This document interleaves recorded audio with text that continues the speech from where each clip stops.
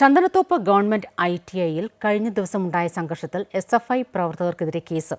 ABVPയുടെയും NDA മണ്ഡലം കമ്മിറ്റിയുടെയും പരാതിയിലാണ് 7 പേർക്കെതിരെ പോലീസ് കേസെടുത്തിരിക്കുന്നത്. സുജിത് ചേരുന്നു. കൂടുതൽ വിവരങ്ങളുമായി സുജിത്, എന്തൊക്കെ വകുപ്പുകൾ ചുമത്തിയാണിപ്പോൾ SFI പ്രവർത്തകർക്കെതിരെ കേസ് എടുത്തിരിക്കുന്നത്?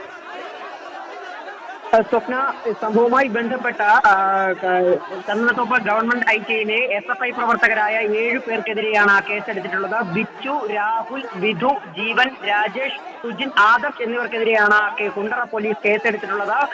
സംഭവത്തിൽ വിവിധ വകുപ്പുകൾ, അതായത് ആയുധം കൊണ്ടുള്ള ആക്രമണം, മർദ്ദനം, മുറിവേൽപ്പിക്കൽ, അന്യായമായി സംഘം ചേരൽ, തടഞ്ഞു നിർത്തൽ തുടങ്ങിയ കുറ്റങ്ങളാണ് ഇവർക്കെതിരെ ചുമത്തിയിട്ടുള്ളത്. കഴിഞ്ഞ ദിവസം രാവിലെ 11 മണിയോടെയാണ് ക്യാമ്പസിൽ വോട്ട് തേടിയെത്തിയ NDA സ്ഥാനാർത്ഥി കൃഷ്ണകുമാറിനെ SFI പ്രവർത്തകർ കോളേജ് കവാടത്തിൽ തടഞ്ഞത്.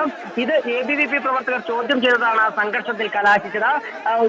ഈ സംഘർഷ സമയത്ത് സ്ഥാനാർത്ഥിയും കോളേജ് അധികൃതരും ചേർന്നാണ് ഇരുകൂട്ടരെയും